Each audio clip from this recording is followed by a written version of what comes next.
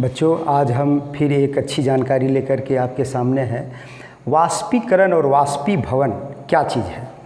वाष्पीकरण हम लोग इसको पढ़ चुके हैं, देख चुके हैं कि जल 100 डिग्री सेंटीग्रेड पर खौलता है। एक बीकर में अगर हम जल को खौलाते हैं तो ये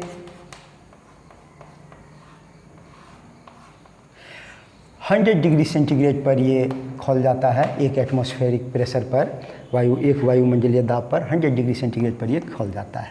खौलने के क्रम में क्या होता है कि इसका हर जगह का ताप 100 डिग्री सेंटीग्रेड हो जाता है। तो हर जगह का जल अणु जो है सो वाष्प वेपर में कन्वर्ट होने के लिए तैयार रहता है। तो यहाँ से भी हमको बुलबुला उठते हुए दिखेगा, यहाँ से भी बुलबुला उठते हुए दिखेगा, यहाँ से भी बुलबुला और ऊपर से भी बुलबुला उठते हुए दिखता है। यानी 100 डिग्री सेंटीग्रेड पर जब इस और हीट देते हैं तो सबको एक लेटेंट हीट मिलता है, 540 कैलोरी पर ग्राम हीट मिलता है, लेटेंट हीट। और यह जो है सो वाष्प में कन्वर्ट होने लगता है। तो ये बुलबुला हमारा जल वाष्प का ही है। चूँकि जल वाष्प गैस का फॉर्म होता है इसलिए बुलबुला दिखता है कि पानी के अंदर से बहुत सारा बुलबुला निकल रहा होता है। तो ये हो गया हमारा वाष्पीकरण 100 डिग्री सेंटीग्रेड पर पूरे वॉल्यूम में। वाष्पीकरण पूरे वॉल्यूम में होता है। वाष्पीकरण की घटना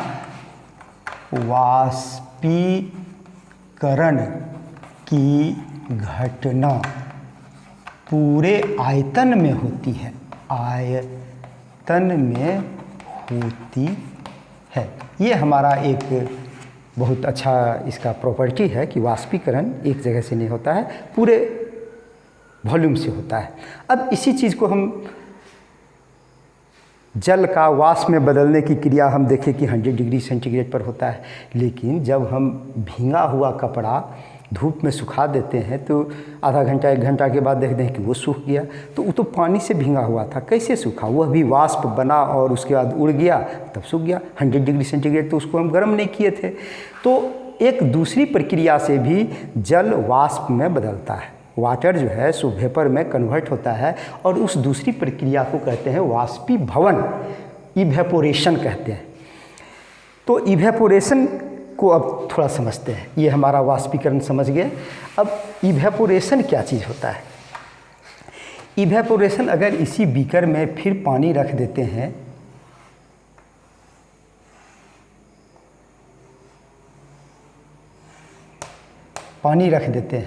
तो हम देखते हैं कि ये 1 दिन 2 दिन के बाद थोड़ा घट जाता है। तो घटने का कारण हुआ कि इसका बहुत सारा जल जो है सो निकल गया, उड़ गया। तो उड़ जाने का मतलब कि वाष्प बन करके निकल गया। वाष्पीभवन जो है ये वाटर के ऊपरी लेयर से होता है, सिर्फ ऊपरी लेयर से। ऊपरी लेयर से होने का कारण होता है कि ऊपरी लेयर के अणु, जल अणु का किनेटिक एनर्जी ज़्यादा होता है। ये ज़्यादा गति से मूव करते हैं। हम लोग चर्चा कर चुके हैं कि जल का अणु पूरे आयतन में मूव करता है, हमेशा मूवमेंट की स्थिति में रहता है। लेकिन जब यहाँ पर आता है तो उसका किनेटिक एनर्जी बढ़ जाता है। बढ़ने के फलस्वरूप क्या होता है कि कुछ मोलिक्यूल, कुछ अणु, पार्टिकल, कुछ अणु जो है सो एस्केप कर जाता है इससे। और धीरे धीरे ये ऊपर से, ऊपरी लेयर से इसका वाष्पीभवन होने लगता है, इवेपोरेशन होने लगता है और ये आयतन इसका कमने लगता है। तो ये हम समझ गए हैं कि यहाँ वाष्पीभवन के लिए हमको टेम्परेचर 100 डिग्री नहीं चाहिए। ये 10 डिग्री सेंटीग्रेड में भी हो सकता है, 50 डिग्री में भी हो सकता है, 60 डिग्री में भी हो सकता है। तो यहाँ ये वाष्पीभवन की क्रिया हम इसको समझ गए। अब वाष्पीभवन को प्रभावित करने वाले कौन कौन से कारक हैं?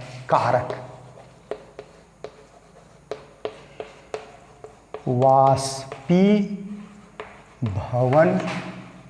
को प्रभावित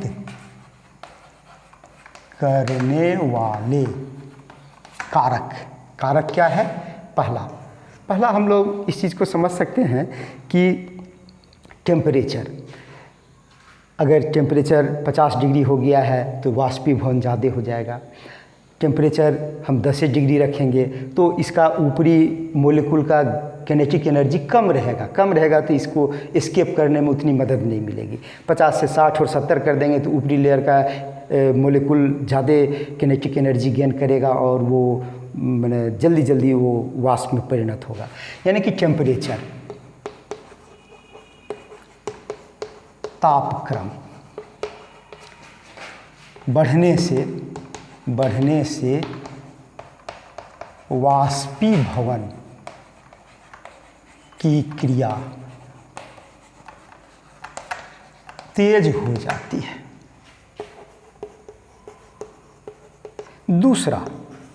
दूसरा क्या कारक होगा?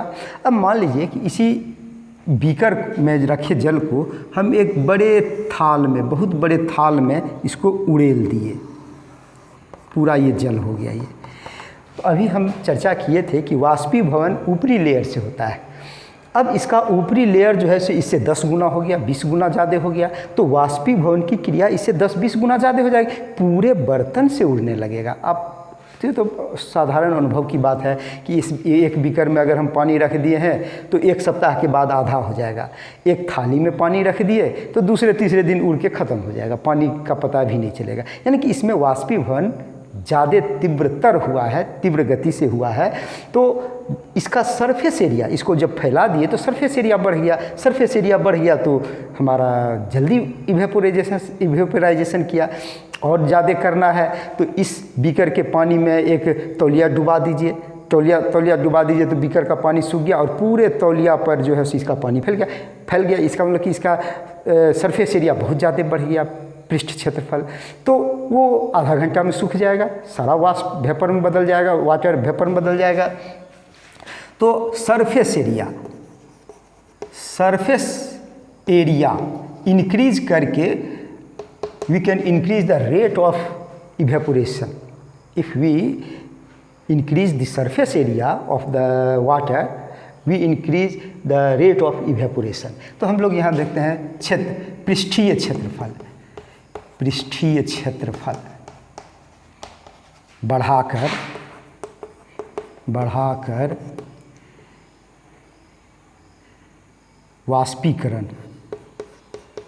वाष्पीकरण की क्रिया बढ़ाई जाती है, क्रिया दर बढ़ाई जाती है। अब तीसरा पॉइंट पर आते हैं। तीसरा पॉइंट होता है, एक और चीज़ होता है, जैसे कि इसको हम मिटा देते हैं, यहीं पर समझते हैं। इस तीसरे को कहते हैं ह्यूमिडिटी।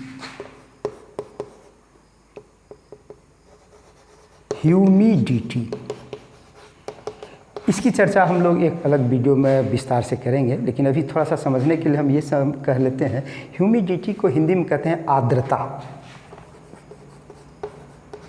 इस पर ये भी रॉ लगेगा और ऊपर में भी रॉ लगाता है, आर्द्रता। तो यहाँ पर हम देखते हैं आर्द्रता क्या चीज़ है। वायुमंडल में जो जलवाष्प के कण ऐसे उसमें स्थिर रहते हैं, वही आर्द्रता है। जब बीकर में पानी रखा हुआ है और ये वाष्प बनने की क्रिया हो रही है 25 डिग्री सेंटीग्रेड पर, रूम टेम्परेचर पर, तब होता क्या है कि इसके ऊपर जो वाष्प बना वो तो निकल करके भागा नहीं। अब यहाँ का एयर जो है सो सेचुरेटेड विथ वेपर हो गया है, तो ये और वेपर नहीं लेना चाहेगा तो ये बहुत धीरे धीरे तब इससे निकलेगा, यानी कि रेट ऑफ इवेपोरेशन जो है सो स्लो डाउन हो जाएगा। तो जब इसके ऊपर का एयर सेचुरेटेड हो जाता है, सेटिस्फाइड हो जाता है वेपर से, तब इवेपोरेशन की क्रिया जो है सो स्लो हो जाती है। यानी आर्द्रता के बढ़ने से वाष्पीकरण की क्रिया धीमी हो जाती है।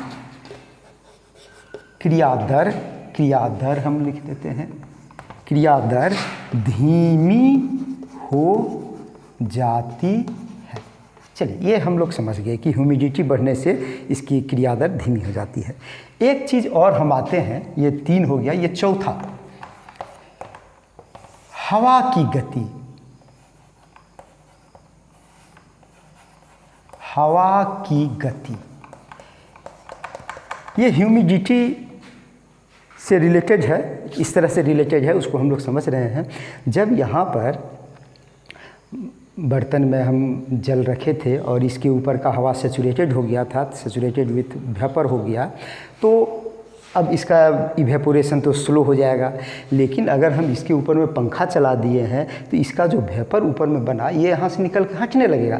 जैसे हटने लगेगा तो ड्राई एयर इसके संपर्क में आएगा, ड्राई एयर संपर्क में आएगा तो फिर इसका इवेपोरेशन रेट बढ़ जाएगा, यानी कि हवा की गति। तो ये तो हुआ पंखा रूम के अंदर की बात है। लेकिन एक थाली में पानी अगर हम ओपन में रख देते हैं और हवा बिल्कुल शांत है, बिल्कुल शांत है, तो इवेपोरेशन रेट स्लो रहेगा, क्योंकि उसके ऊपर जो वेपर बना है वो हट नहीं रहा है, वो उसको नया वेपर बनने में रुकावट पैदा कर रहा है।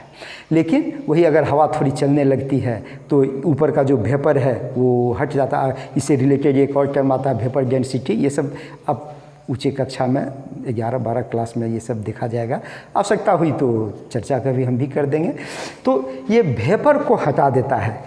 तो ये हवा की गति बढ़ने से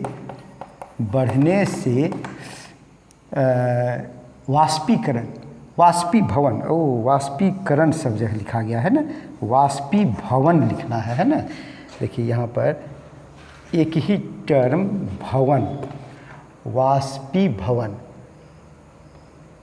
वाष्पीभवन, ठीक है, वाष्पीभवन, इवेपोरेशन हम लोग टर्म लिखे हुए हैं। तो हवा की गति बढ़ने से वाष्पीभवन की क्रिया गति तीव्र हो जाती है। तो इस तरह से हम देखें कि वाष्पीकरण और वाष्पीभवन, ये वाष्पीभवन की चर्चा हम लोग कर रहे थे, सॉरी गलती से वाष्पीकरण लिखा गया 2 जगह। तो इस तरह से हम लोग समझ गए कि वाष्पीकरण और वाष्पीभवन में क्या अंतर है और वाष्पीभवन को प्रभावित करने वाले कौन कौन से कारक हैं, आप इसको ध्यान में रखेंगे, जानकारी अच्छी है। ठीक है, धन्यवाद।